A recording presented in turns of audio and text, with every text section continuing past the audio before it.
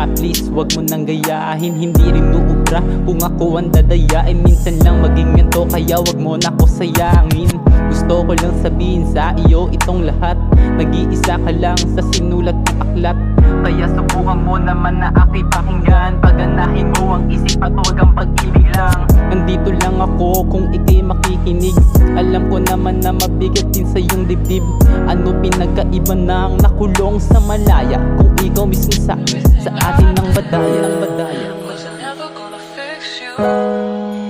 Every little piece I gave just fell straight through. I was holding on to maybes. You were halfway out the door. Everything I did just made you need me less and want me more.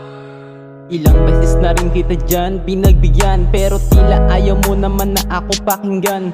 Ilang beses na rin ako sa'yo umintindi, pero mga kasalanan mo mas lalong tumindi. Tama nga, sinasabi ng iba, ikaw din na mali pag sinanay mo sila. Pero tama ang mali pag sila nagsalita, kaya tama na ang tama para lang sa kanila. Pag nagsalita, ikaw pa ang mali. Huwag umapila, may sampal kapag uwi. Pero kahit na ganun, tayo nagtagal. Ito ba ang resulta ng maling pagmamahal?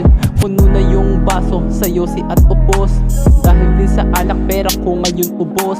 Lumuhod ako at humihiling sa Diyos, sana kaming dalawa agad na magkaayos. Pasensyang medyo magla